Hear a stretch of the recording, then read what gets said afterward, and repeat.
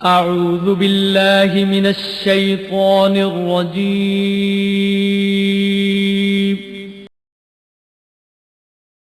بسم الله الرحمن الرحيم.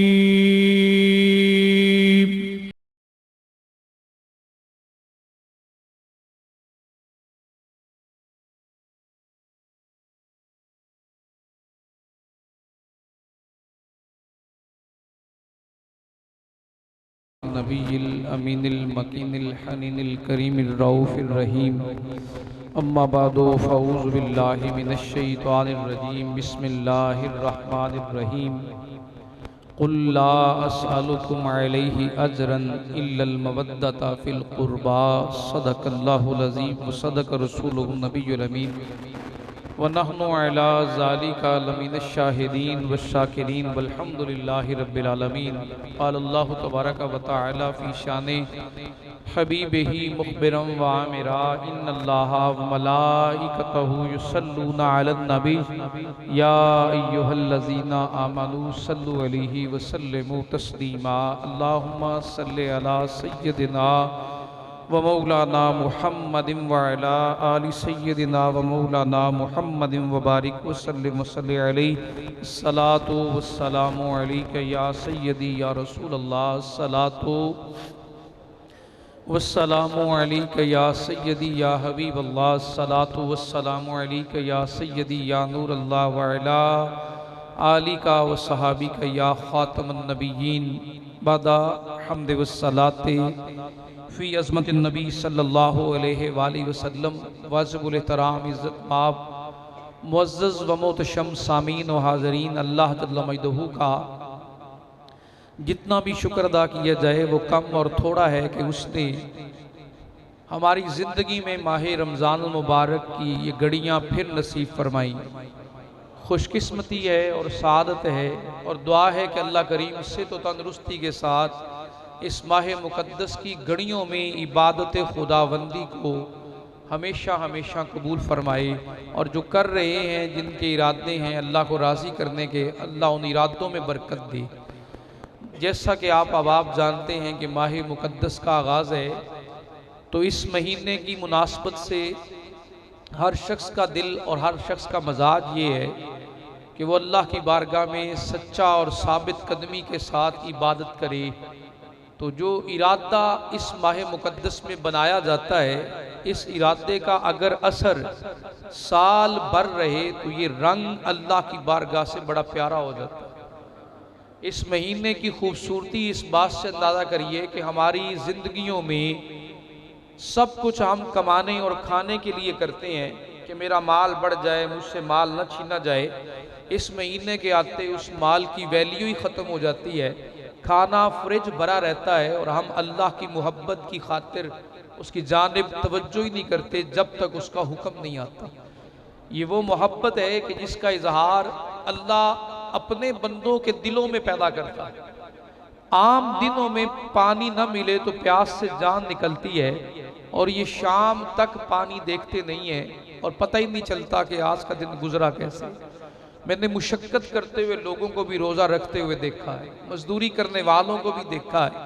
और मैं इस बात में ये सबसे बड़ी जो अल्लाह ताला की मोहब्बत है वो ये सबसे बड़ी है कि उसने इंसान की मशीनरी को इस मजाज के मुताबिक डाला है, जैसा चाहेगा वैसा बना ले।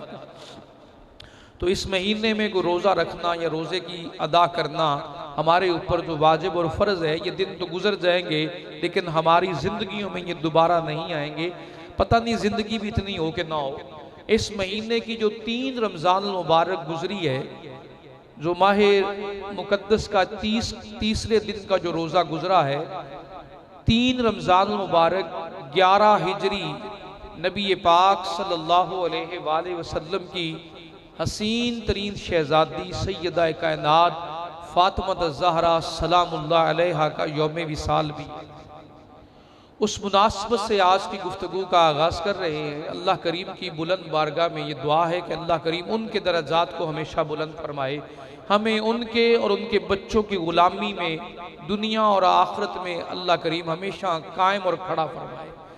उनके साथ आप मुफ्ती बन जाएं, शेखुल हदीस बन जाएं, सारी ज़िंदगी नमाज एक भी न छोड़ें, रोज़े हर साल रखें, अल्लाह आपको ताकत दे, आप हर साल हज करने जाएं, कुरान की तिलावत आप रोज़ाना की बुनियाद पे कुरान ख़त्म करें, आप खैरात करें और इतनी बांटें कि बांटते चले जाएं, हाथ रुके ही ना, आपकी खैरात में कमी ना आए।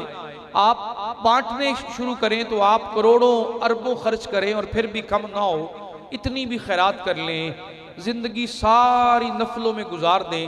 अगर आप नबी पाक की आल का दिल में बुग़्ज़ और दुश्मनी रखते हैं तो आप यकीन कीजिए क़यामत के दिन काफरों में उठेंगे, क़यामत के दिन काफरों में उठेंगे। ये नमाज, रोज़ा, हज, ज़कात का इतना बड़ा अमल है, कोई कम नहीं है, आप अंदाज़ा लगाइए। लेकिन आले रसूल और नबी पाक की आल के साथ जो बुग़्ज़ है ये कुफ्र की उन गहराइयों तक ले जाता है जिसका हम सोच भी नहीं सकते, क्योंकि कुरान की नस्से कती में औलादे अतहार सरकार की औलाद से मोहब्बत और वफा मेरे नबी ने कुरान में बयान फरमाया है। फरमाया कि मैं तुम्हें जो दीन देकर जा रहा हूं इस पर कोई अजर नहीं मांगता, कोई बदला नहीं मांगता, कुछ नहीं लेता, बस एक काम करना, जो मेरी कुर्बत वाले हैं उनसे मवद्दत और मोहब्बत करना, मेरी कुर्बत वालों से मोहब्बत करना। आप अंदाजा लगाइए, रसूल कायनात की तबलीग, अल्लाह की ज़ात की वादानियत का दर्स, कुरान पाक का पेश करना, आका का नमाजों की खूबसूरत तरीन अदाओं का अदा करवाना, नबी पाक सल्लल्लाहु अलैहि वसल्लम के पूरे अहकामात अल्लाह के पहुँचाना, वो एक तरफ सरकार ने फरमाया उसके बदले में बस मेरी औलाद से मोहब्बत करना और मवद्दत करना। दोस्तान ज़ी वकार, ये कोई मामूली अमल नहीं है, ये बहुत बड़ा अमल है। और सीनों का अंदाज़ा और नस्लों का अंदाज़ा इस बात से हो जाता है कि वो अली के घराने से मोहब्बत करने वाले कितने, रसूल पाक के घराने से मोहब्बत करने वाले कितने हैं। और वो बेटियों में भी बेमिसाल बेटी आका करीम सल्लल्लाहु अलैहि वसल्लम की 4 शहजादियाँ हैं, जिन्होंने कहा कि एक हैं वो अपनी गलती ठीक कर लें, आपकी 4 बेटियाँ, 4 शहजादियाँ, और चारों में जो सैयदा कायनात से पहले उनका विसाल हो गया, सैयदा नबी पाक सल्लल्लाहु अलैहि वसल्लम के साथ रहीं और आका करीम सल्लल्लाहु अलैहि वसल्लम के विसाल मुबारक तक साथ थी। 6 महीने बाद में आपका विसाल होता है, तो इसीलिए ज़्यादा वक्त जो गुजरा नबी पाक का और जो ज़्यादा शहादतें और गवाहियाँ मिलती हैं, रिवायात मिलती हैं, वो सैयदा के बारे में ज़्यादा मिलती हैं। हज़रत ज़ैनब भी नबी पाक की शहजादी और साहबजादी हैं, एक हज़रत रुकैया सलामुल्लाह अलैहा भी नबी पाक की शहजादी हैं, एक हज़रत उम्मे कुलसूम भी नबी पाक सल्लल्लाहु अलैहि वसल्लम की शहजादी हैं। 3 आपके बेटे हैं और 4 साहबजादियाँ हैं। इसी तरह सैयदा की जो औलादें हुई उनमें 3 बेटे, इमाम हसन, इमाम हुसैन और इमाम मोहसन सलामुल्लाह अलैहिम अजमाइन, ये 3 शहजादे। इमाम मोहसन तो जल्दी विसाल फरमा गए थे, बचपन में ही तशरीफ ले गए दुनिया से। इसी तरह जो आपकी 3 शहजादियाँ हुई तो उन्होंने उन शहजादियों के नाम भी अपनी बहनों के नाम पे रखे।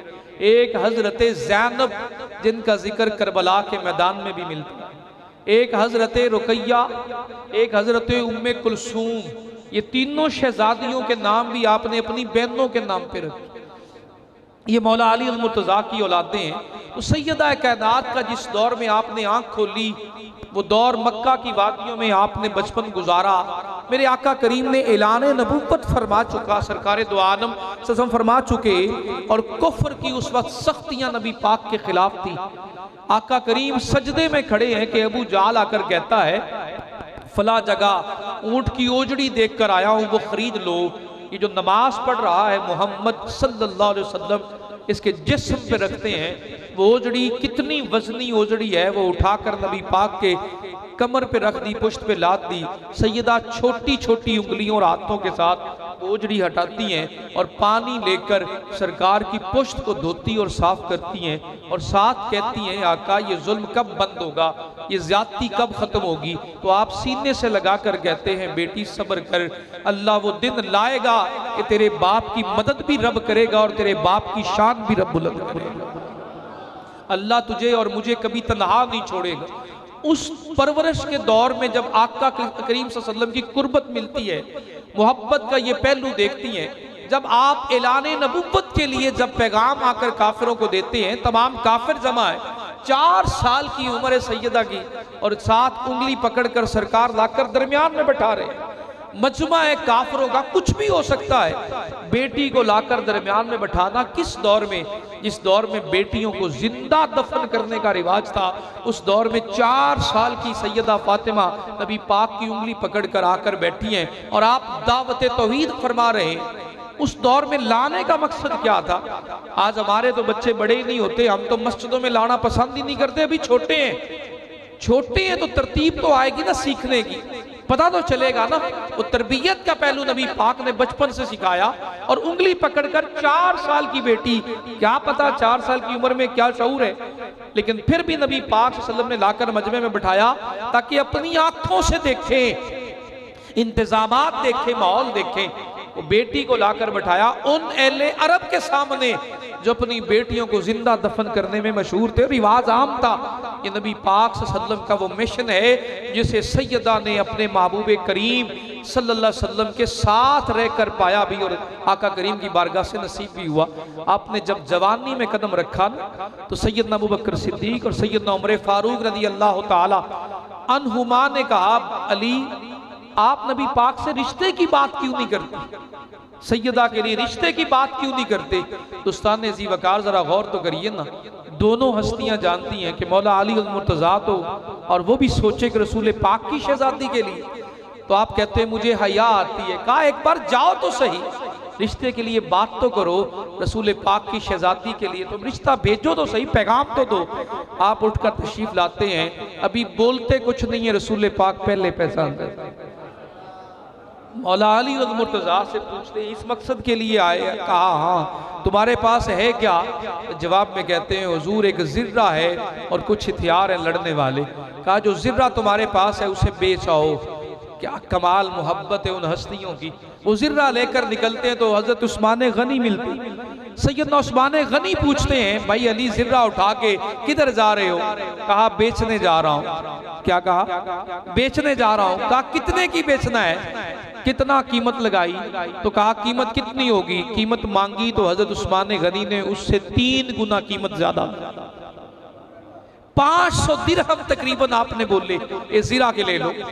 500 दिरहम ले लिए और जब 500 दिरहम ले लिए तो साथ ही वो जिर्रा शादी के तोहफे में हजरत उस्मान गनी ने वापस कर दिया। क्या मोहब्बत है उन हस्तियों की आपस में। जब वापस कर दी तो लेकर आए, वो हक के महार अदा हुआ, सैयदा का तो निकाह हुआ। कहा मुझे मेरे रब ने भी कहा है कि हमने अपने बारगाह से अली उल मुर्तज़ा और सैयदा कायनात का निकाह करवा दिया है, आप ज़मीन पर इन दोनों के निकाह की रस्म अदा फरमा। कुर्बान जाऊं। फिर वो मोहब्बत के लम्हात सैयदा के साथ जो मौला अली उल मुर्तज़ा के गुजरे। दोस्तान जी वकार, हम अपनी बेटियों की जो तरबियत करते हैं, हम अपनी बेटियों के, अगर हम बीवी के बारे में कोई मसला पढ़ कर जाते हैं या पूछ कर जाते हैं, जहां बीवी के फ़राइज़ बयान किए जाते हैं कि बीवी के ये फ़र्ज़ हैं और बीवी ने ये अदा करने हैं, बीवियों पे तो हम बड़ी तवज्जो करके उन्हें बताते हैं कि तुम्हारे बारे में ये कहा गया कि तुम शौहर की नाफरमानी नहीं कर सकती हैं। अगर यही लफ्ज़ हम अपनी बेटियों की तरबियत में लगा दें, वही कलेमात अगर बेटियों की तरबियत में लगा दिए जाए जो हम बीवियों के लिए जाकर कहते हैं, वही हम अपनी बेटियों की तरबियत करें तो हमें कोई दूसरा दरवाजा नहीं देखना पड़ेगा। हमारी बेटियों की तरबियत उस मुआशरे में होगी जो मुआशरा अल्लाह और अल्लाह के रसूल की पसंदीदा तरीन तरीके और रास्ते पर चलने वाला। सैयदा कायनात सलामुल्लाह अलैहा के दरबार में जितने भी आप इज्जो न्याज और मोहब्बत के आप सलाम पेश करें, लेकिन एक बात तो तय कि जो मकाम और किरदार सैयदा तैयबा ताहिरा ने जिंदगी भर निभाया, बेटी के अंदाज में भी और बीवी के अंदाज में भी और फिर माँ के रूप में भी। आज आप भी बेटियों वाले हैं, मैं भी बेटियों और बहनों वाला हूं, आपके घरों में भी बेटियां और बहनें हैं। बताइए कभी बैठकर जो बातें हम अपनी बीवी को कहते हैं कि तुम्हारे ऊपर ये फर्ज है, ये वाजिब है, ये करना है, वो करना है, कभी उनमें से कोई एक हिस्सा अपनी बहन या बेटी को भी कहा कि शौहर की फर्मा बरदारी और खिदमत गुजारी कितनी है? किसी एक दिन बैठकर बेटी से कहा हो कि तुम्हें ब्याह तो रहा हूं, ये जो सामान बाजार से खरीद कर दे रहा हूं वो तो तुम्हारा शौहर भी तुम्हें खरीद कर दे सकता है, अल्लाह तुम्हें माला माल कर देगा, लेकिन बेटा जो असल सामान लेकर जाना है, जो तुम्हें तुम्हारे घर में तुम्हारी औलाद की तरबियत में काम आने वाला है, वो असल है सीरत सैयदा तैयबा ताहिरा के जिंदगी गुजरे तो शौहर भी फख्र करे कि बीवी बड़ी शान वाली मिली है, और बाप भी फख्र करे कि बेटी बड़ी हया वाली मिली है, और औलाद भी फख्र करे कि जिसकी गोद में तरबियत हो रही है वो माँ बड़ी बेमिसाल मिली। अपनी जिंदगियों को जरा डायमेंशन तो चेंज करे ना। ये घराना सिखाने आया है, वो तो सैयदा कायनात जन्नत की औरतों की सरदार है, उनके साथ हम सलाम उनको पेश करें ना करें, मैं समझाने के लिए कह रहा हूं, उनके मर्तबे में कमी नहीं आएगी। उनका जो मर्तबा है वो रसूल पाक ने बयान कर दिया, वो कम नहीं हो सकता। तेरे मेरे बुक्स तेरे मेरे अंदर की बेईमानी और मुनाफिकत को बयान करते हैं। ना हजरत इमाम हसन की शान में कोई कमी आ सकती है, ना हजरत इमाम हुसैन की मकाम और मर्तबे में कोई कमी आ सकती है, ना सैयदा के मुकाम में। तेरा मेरा बुक्स अंदर का ईमान बर्बाद कर देगा और अपना गंदा मुंह लेकर कब्रों में दाखिल होंगे, ना दुनिया रहेगी ना आखिरत रहेगी। अगर यही तरीका अपना कर अपनी औलाद की तरबियत में, हम अपने बच्चों की तरबियत में सैयदा की सीरत को शामिल कर दें तो हमारी बेटियों को कहना नहीं पड़ेगा, वो पहले कहने से भी हया वाली। आका करीम ने इरशाद फरमाया, बेहतरीन दुनिया में बेहतरीन शान वाली औरत कौन सी औरत है जिसका मकाम सबसे बुलंद है? ये सवाल सहाबा से हुआ। सहाबा किराम ने अपनी अपनी बातें की। कहा नफल पढ़ने वाली, किसी ने कहा खैरात करने वाली, किसी ने कहा सदका करने वाली, किसी ने कहा कुरान की तिलावत करने वाली। सहाबा अपने अपने जवाब दे रहे हैं। मौला अली अल मुर्तज़ा महफिल से निकलते हैं, सैयदा के पास आते हैं, तशरीफ ले आते हैं और फरमाते हैं आज तुम्हारी ज़रूरत पड़ गई है। बाबुल इल्म है, इल्म मदीना, इल्म के जो शहर हैं उनके बाब हैं, और आकर सैयदा से राय ले रहे हैं। कहा बोलिए अली क्या बात है? कहा बड़े बड़े सहाबा बोल रहे हैं, लेकिन रसूल पाक कह रहे हैं कि मेरी ये मुराद नहीं है। जो भी जवाब देते आका फरमाते मेरी ये मुराद नहीं है, मेरी ये मुराद नहीं है। कहा अच्छा पूछिए क्या बात है? कहा रसूल पाक पूछ रहे हैं दुनिया में सबसे शान वाली औरत कौन सी, सबसे बुलंद मर्तबे वाली औरत कौन सी है? तो आप मुस्कुराई और कहा आपको नहीं मालूम? मौला अली मुर्तज़ा फरमाते हैं मुझे नहीं मालूम। तो आप जवाब में अर्ज करती हैं जाके कहिए मेरे बाबा से दुनिया में सबसे शान वाली औरत वो है जिसको किसी गैर महरम ने ना देखा हो और उसने भी किसी गैर महरम को ना देखा हो। उसने भी किसी और उनको भी किसी गैर महरम ने।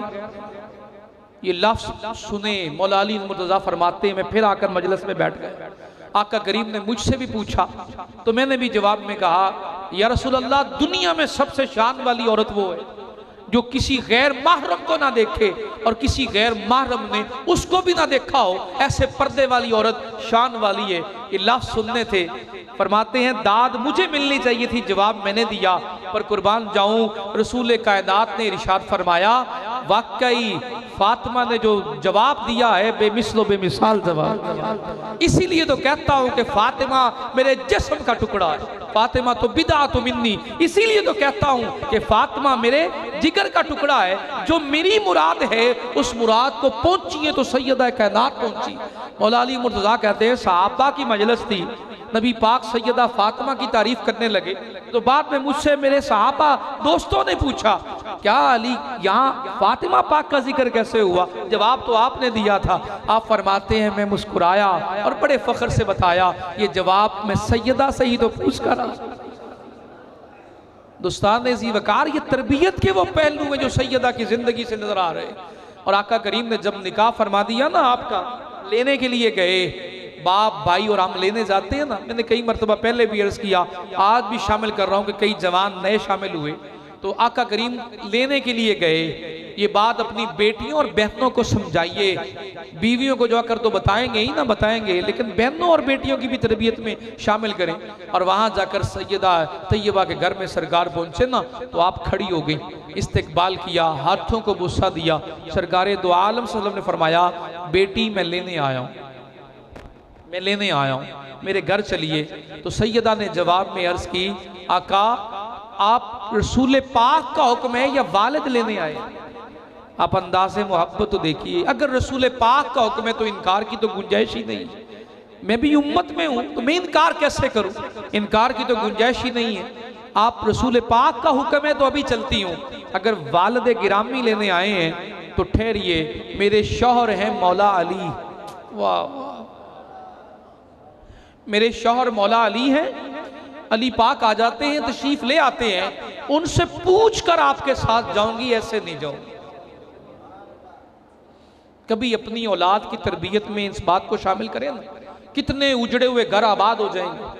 कितनी बच्चियों को पता चलेगा शौहर का मकाम क्या, और कितने शौहरों को पता होगा कि हमारा अखलाक क्या। अलग बताता हूं कि महीने में कितनी मरतबा माँ बाप को मिलवाने के लिए बीवी को ले जाया जा सकता है, वो मैं बाद में फिका का मसला बताता हूं, लेकिन पहले सैयदा के घर की बात पूरी कर लें।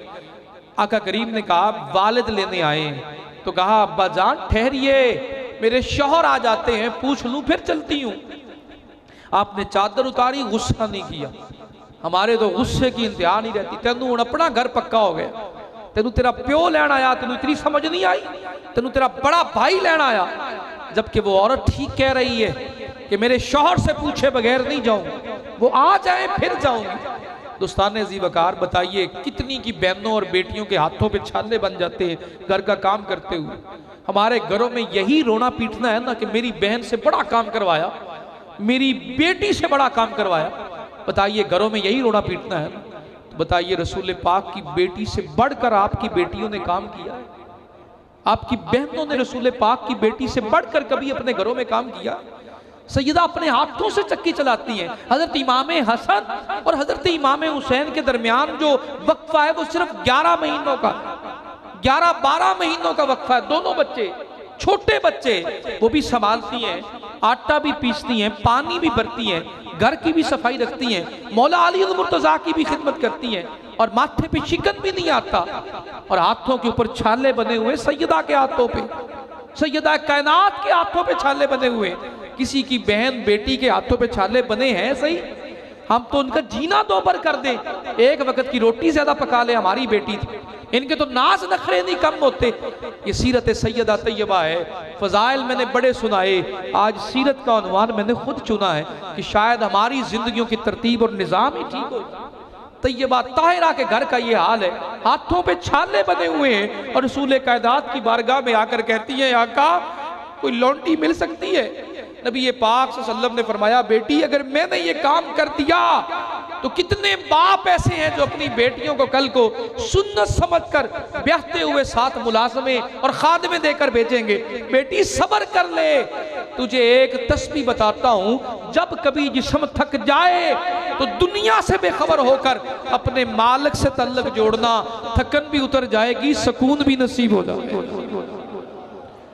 कहा बेटी फातिमा 33 बार सुबहान अल्लाह, 33 बार अल्हम्दुलिल्लाह और 34 बार अल्लाह अकबर पढ़ना, ये से तस्बीह फातिमा के नाम से भी याद किया जाता है। आज कोई बाप है बताइए ना जरा, कोई कुरान से जोड़ने वाला है, कोई अल्लाह के रसूल से जोड़ने वाला है, कोई बहन को भाई ऐसा मिला हो, हमने जिंदगी में कुछ नहीं किया, हमने सिर्फ तंज किया, बेटी किस हाल में है, तेरा हाल ठीक हो जाता अगर फला जगह तेरा रिश्ता हो जाता, उसके नसीब में जो है उसे मिल गया, उसे वहां जिंदगी गुजारने के आदाब बताइए। आका करीम सल्लल्लाहु अलैहि वसल्लम ने चादर बिछाई, तशरीफ फरमा हुए, नहीं गुस्सा किया, इंतजार करने लगे। मौला अली और मुर्तजा घर आए, करम अल्लाह वजहुल करीम घर आए। और यहाँ एक बात और कर दूं, जिनकी बेटियां काम में हाथ बटाती ना शौहरों के करती हैं तो कोई एहसान नहीं करती हैं।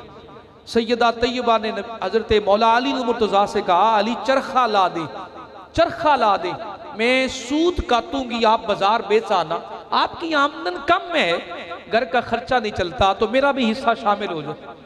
अल्लाह के फर्ज शौहर पर। मौला अली मुर्तजा काम क्या करते थे बताइए ना, क्या काम करते थे? कोई पता है आप क्या काम करते थे?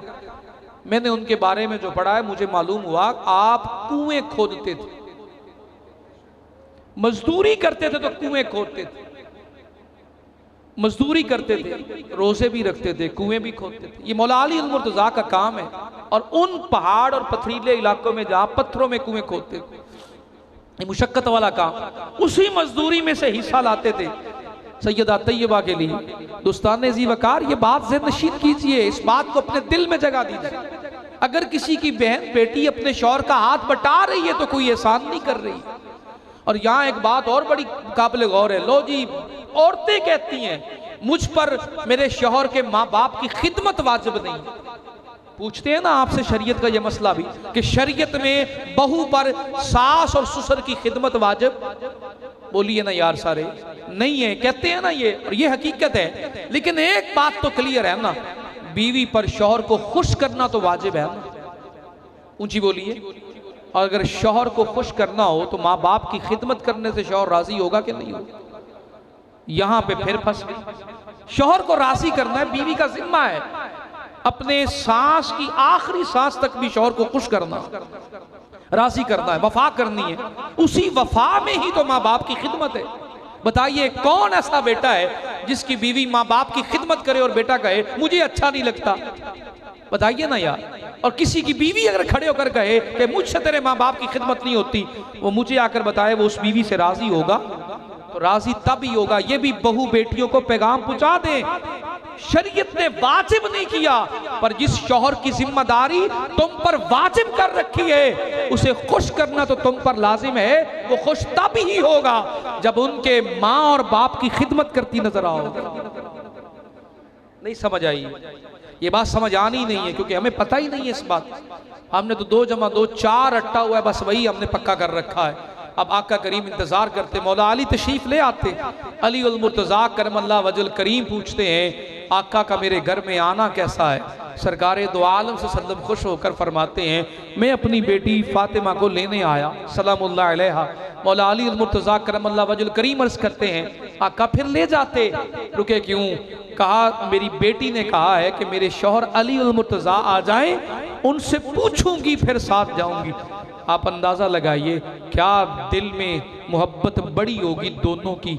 मौला अली मुर्तज़ा की आंखों में चमक आई और फरमाया नसीबों वाला हूँ जो ऐसा घराना नसीब हुआ। तरबियत का ये पहलू। फिर जब आप माँ बनती हैं तो इमाम हसन फरमाते हैं, आपसे रिवायत ये मरवी है कि मैं हर रात उठता, ए उम्मत मुस्लिमा हम तो उनका हक भी नहीं अदा कर सकते, उनके साथ सिर्फ मोहब्बत ही तो रसूल पाक ने मांगी है, उस पर भी हमारे एतराज़ात इतने बड़े। मोहब्बत करते हुए भी कलेजा अहले बैत के साथ, नबी पाक की खानदान के साथ मोहब्बत करनी किससे है? नबी पाक की औलाद से। तो नबी पाक की औलाद से मोहब्बत क्यों ना करें? जब नबी पाक से मोहब्बत है और दीन से मोहब्बत है तो दीन के बदले में तो उनकी मोहब्बत मांगी गई। आप आकर किसी से कहें, अपने बाप से ही कह दें अब्बा जान मैं आपको तोहफा देने आया हूं, वो बाप कहे तोहफा नहीं लेता, मेरी बेटी से वफा करना, तो आप क्या करेंगे? अपने बाप की बात मानेंगे कि नहीं? बिला तशबीह बिला मिसाल हमारे महबूब ने हमें कहा, हमारे रसूल ने हमें कहा मुझे बदले में कुछ नहीं चाहिए, बस मेरी आल से वफा कर, इनसे मोहब्बत कर।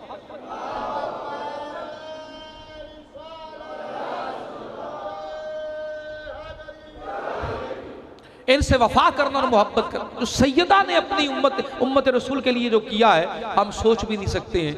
हजरत इमाम हसन कहते हैं मैं उठ जाता, मेरी माँ की आहोजारियां देखता सजदों में जो वो करती रहती, या अल्लाह मेरे बाप की, मेरे बाबा की, मेरे नबी की उम्मत को बख्श देना, मेरे नबी की उम्मत के गुनाहों को माफ कर देना।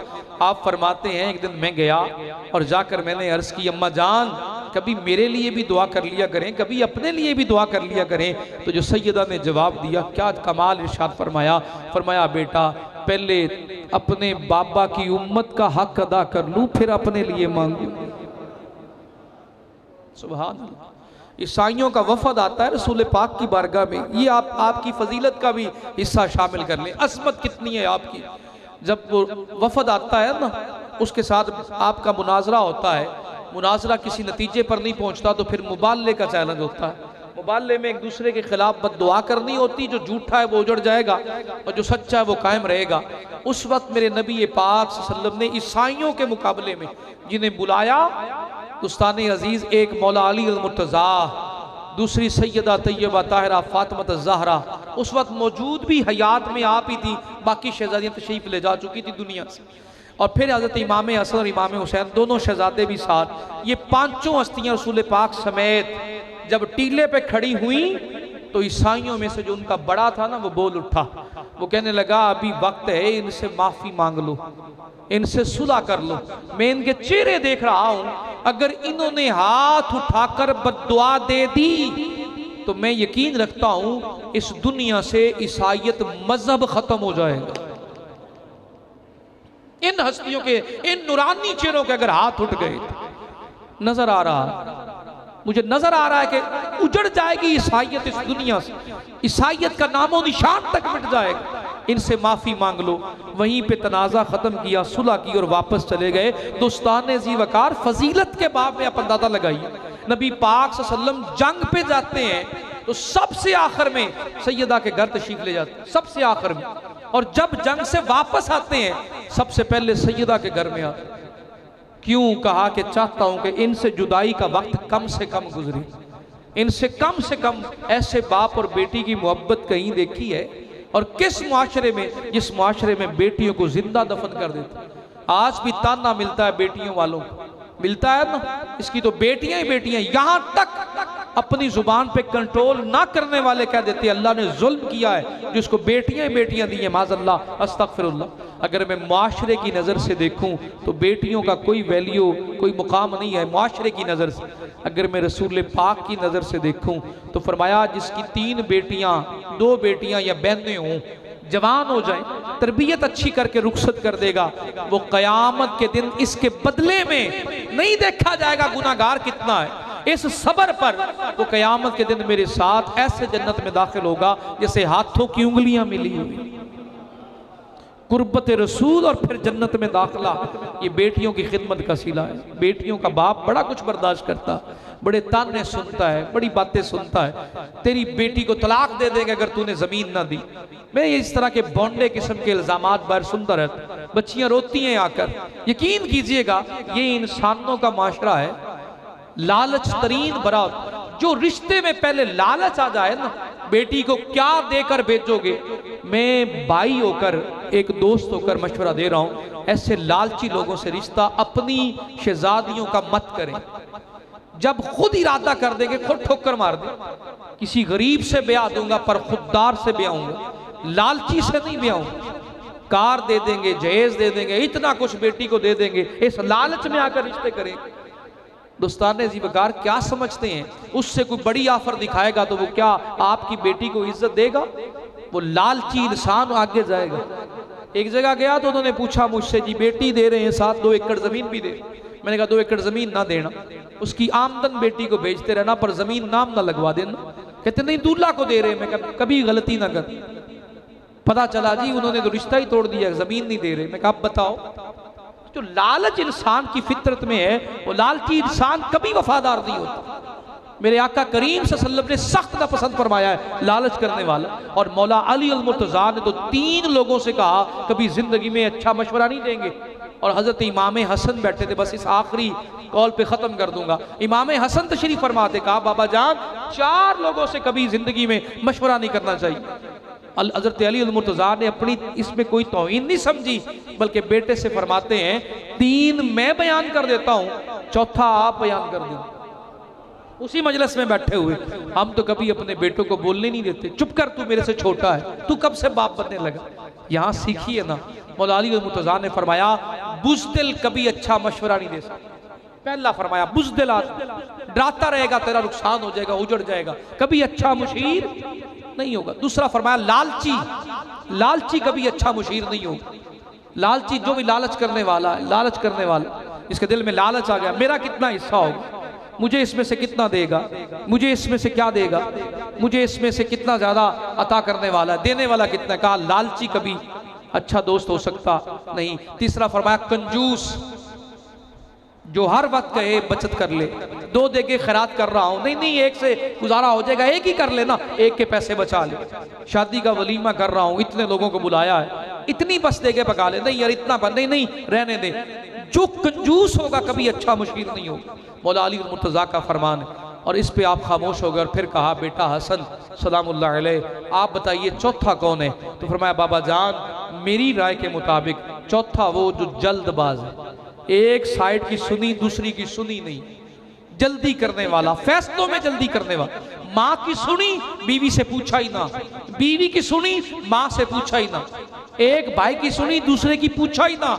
जल्दबाज अच्छा मुशीर नहीं हो सकता। पहले तलाक देगा फिर रोता फिरेगा।